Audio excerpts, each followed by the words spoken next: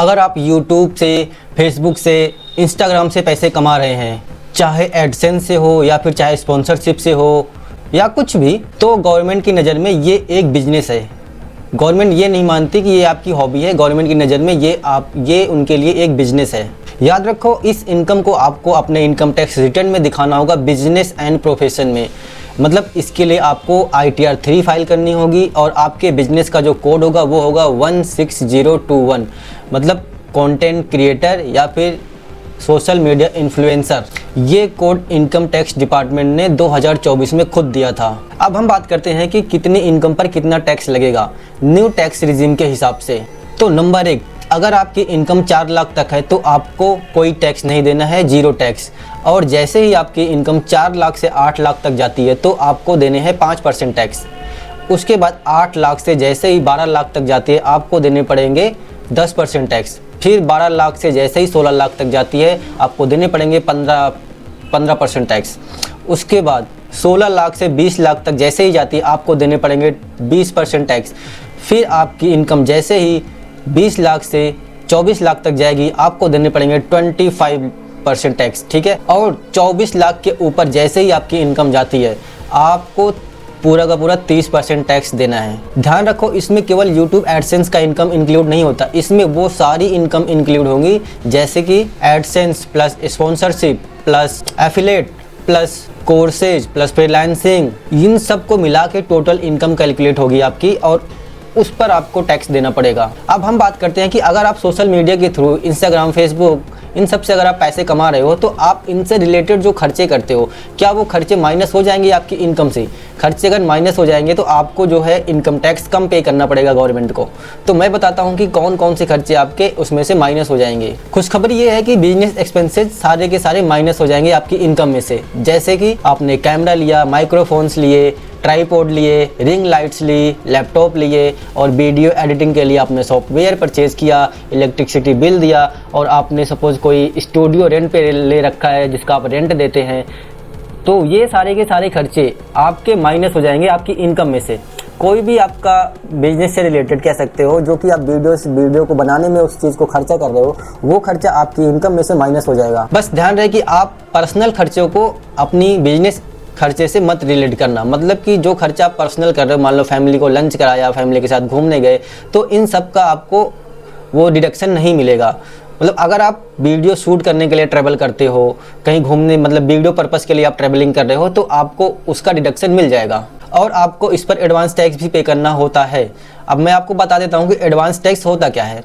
Advance tax वो होता है जब आपकी पूरे साल में टैक्स लायबिलिटी, अगर आप 10,000 से ज़्यादा की टैक्स लायबिलिटी बनती है तो उस केस में आपको एडवांस टैक्स गवर्नमेंट को पे करना होगा। अगर आपने पे नहीं किया तो आपको इंटरेस्ट देना पड़ जाएगा। जब लास्ट में आप अपना ITR फाइल करेंगे तो उसमें अगर आपकी टैक्स लायबिलिटी उससे ज़्यादा आएगी तो आपको विद इंटरेस्ट जो है टैक्स पे करना पड़ेगा। एडवांस टैक्स की जो ड्यू डेट होती है वो क्वार्टरली होती है। क्वार्टर की मतलब नेक्स्ट, जैसे क्वार्टर खत्म होगा तो उसके नेक्स्ट मंथ में 15 तारीख होती है। सपोज 15 जून तक आपको पे करने हैं 15%, उसके बाद आपको 15 सितंबर तक पे करने हैं 45%, उसके बाद 15 दिसंबर तक आपको पे करने हैं 75%, फिर लास्ट में आपको 15 मार्च तक पे करने हैं पूरे 100%। अब हम बात करते हैं कि इनके ऊपर GST कैसे अप्लाई होता है। बहुत ही सिंपल रूल है GST का कंटेंट क्रिएटर्स के ऊपर। अगर आप नॉर्मल स्टेट्स में हैं जैसे यूपी, महाराष्ट्र, दिल्ली ETC, तो इसमें आपको अगर आपकी लिमिट जो है 20 लाख से ज़्यादा हो गई है तो आपको GST नंबर लेना चाहिए। और अगर आप जैसे स्पेशल स्टेट में हैं जैसे हिमाचल प्रदेश हो गया, उत्तराखंड हो गया, NE स्टेट्स में अगर आप हैं तो उस केस में आपको 10 लाख, आपकी लिमिट जो है 10 लाख हो जाती है। अगर आप 10 लाख से ज़्यादा हो गई है तो आपको रजिस्ट्रेशन लेना चाहिए। और अगर आप किसी भी स्टेट में हो, अगर आप इंटर स्टेट सप्लाई करते हो तो उस केस में कोई लिमिट नहीं है, आपको GST रजिस्ट्रेशन लेना ही पड़ेगा। इंटर स्टेट में बता देता हूँ कि होता क्या है। जैसे कि आप दिल्ली में हो लेकिन आप सर्विस दे रहे हो यूपी में, मतलब एक स्टेट से अदर स्टेट में दे रहे हो, तो इसको हम बोलते हैं इंटर स्टेट। इस केस में आपको GST नंबर लेना मैंडेटरी है। अब GST रजिस्ट्रेशन की लिमिट के लिए आपको केवल गूगल एडसेंस की इनकम को इंक्लूड नहीं करना है, इसमें वो सारी इनकम कैलकुलेट करनी है जो मैंने आपको बताई थी। स्पॉन्सरशिप, गूगल एडसेंस तो मैंने आपको बता दिया, और फेसबुक बोनस, कोई भी ऑनलाइन इनकम सभी मिला के 20 लाख से अगर ज़्यादा हो गई तो आपको जीएसटी रजिस्ट्रेशन लेना पड़ेगा। अब मैं आपको बता देता हूँ कि यूट्यूब एडसेंस पर जीएसटी है कि नहीं है। यूट्यूब एडसेंस पर जीएसटी जो दोस्तों जीरो है, मतलब जीएसटी लगता ही नहीं है। ये सबसे इंटरेस्टिंग और इम्पोर्टेंट बात है, क्योंकि गूगल एडसेंस का पैसा किसी इंडियन कंपनी से नहीं आता है। ये आता है गूगल एशिया पैसिफिक सिंगापुर से या गूगल आयरलैंड से। जीएसटी में एक रूल है, अगर आप इंडिया में बैठ के सर्विस दो और पैसा आपको बाहर के देशों से आए, बाहर मतलब कि अदर कंट्रीज से, इंडिया के बाहर के कंट्रीज से आए आपके पास पैसा, तो उसे हम कहते हैं एक्सपोर्ट ऑफ सर्विस। और एक्सपोर्ट ऑफ सर्विस पर जीएसटी जीरो होता है। एक बात याद रखना, गूगल एडसेंस मतलब कि export of service, zero GST, मतलब एडसेंस इनकम पर जीएसटी नहीं लगता है, जीएसटी नहीं पे करना है, लेकिन आपको जीएसटी रजिस्ट्रेशन लेना है। अब बात करते हैं कि एलयूटी क्या होता है, एक्सपोर्ट ऑफ सर्विस। अगर आप एक्सपोर्ट ऑफ सर्विस करते हो तो आपको उस केस में साल में एक बार आपको एलयूटी फाइल करना होगा। एलयूटी का फुल फॉर्म होता है लेटर ऑफ अंडरटेकिंग।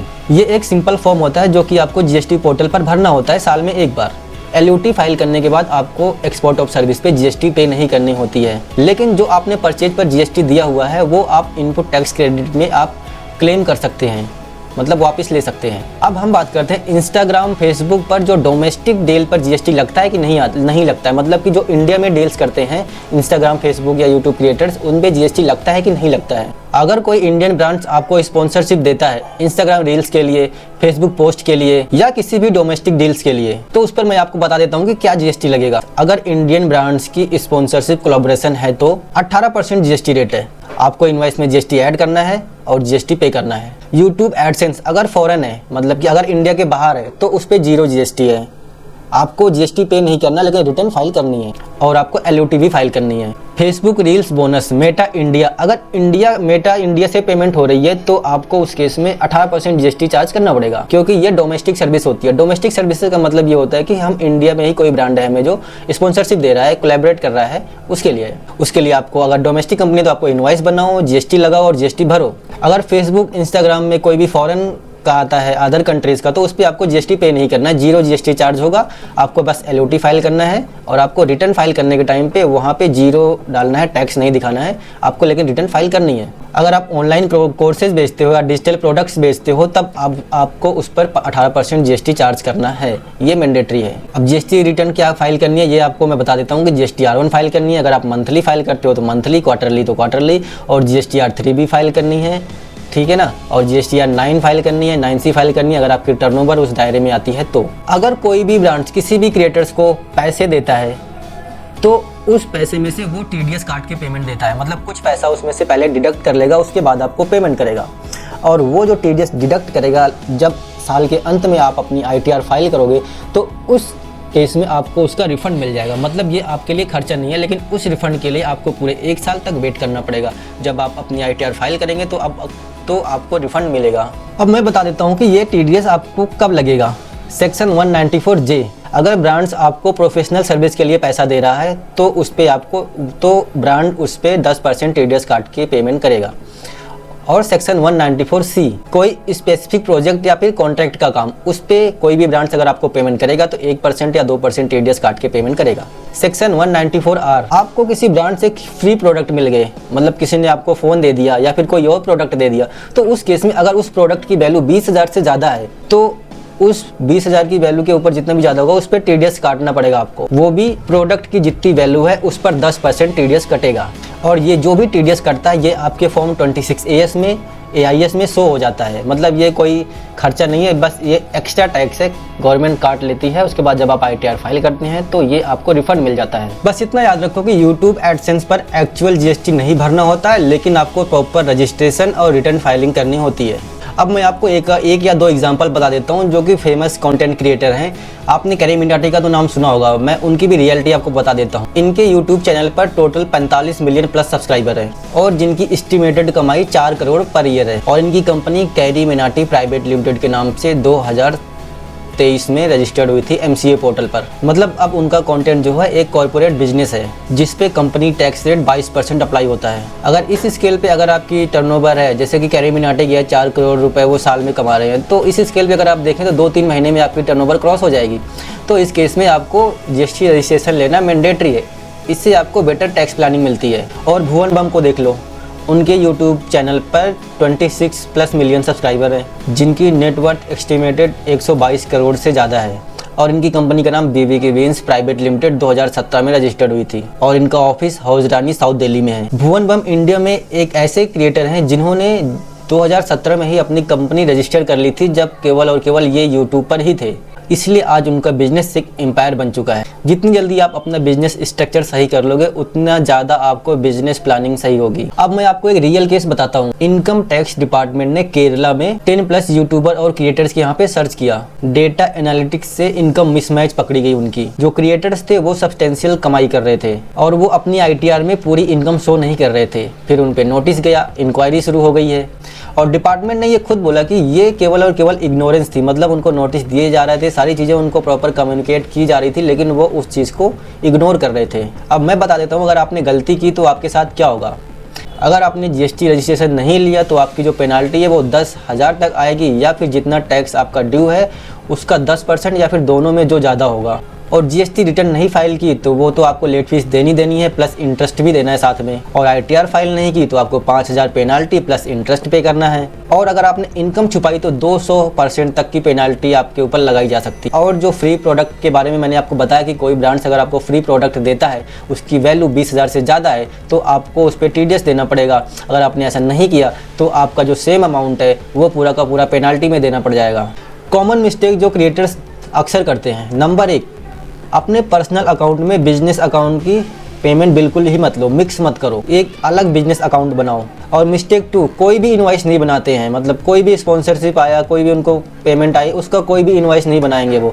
तो मैं कहूँगा कि आप प्रॉपर इनवॉइस बना के उनको भेजा करो। और GST की लिमिट आपकी क्रॉस हो गई है, फिर भी आपने रजिस्ट्रेशन अभी तक नहीं लिया है और फॉरेन से जो पैसा आ रहा है उसका कोई प्रूफ आपने सेव करके नहीं रखा है। और फ्री प्रोडक्ट्स को, जो भी आपको ब्रांड्स प्रोडक्ट्स दे रहे हैं, आप उनको फ्री समझते हो। नहीं, ये फ्री नहीं है, ये आपके लिए टैक्सेबल है। और सिर्फ एडसेंस की इनकम को काउंट करना, मतलब कि आपको लगता है कि जो एड से पैसे आ रहे हैं बस वही, लेकिन नहीं, आपको उस कंटेंट से, आपको उस प्लेटफॉर्म से जितने भी तरह की इनकम आ रही है सारी की सारी आपकी टैक्सेबल है। और एडवांस टैक्स को इग्नोर करना, अगर आप एडवांस टैक्स को इग्नोर करोगे तो आपको एंड में इंटरेस्ट भी पे करना पड़ जाएगा। और ITR फाइल करने के टाइम पे गलत फॉर्म भी चूज़ कर लेना कभी कभी। अगर आप गलत फॉर्म चूज़ कर लेते हो तो आपको नोटिस आएगा और आपका इनकम टैक्स का जो रिफंड होगा वो भी अटक जाएगा। अब मैं बताता हूँ गवर्नमेंट के क्रैकडाउन के बारे में कि सच क्या है। अब आप ये मत सोच लेना कि मुझे कोई नहीं पकड़ सकता।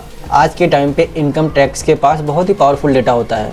आपका पैन कार्ड है और वो बैंक से लिंक है, सारी की सारी ट्रांजैक्शन आपके बैंक अकाउंट में जो हो रही है वो सब सरकार के पास है। आपके AIS में वो सारा का सारा डेटा वहाँ पे शो हो जाएगा।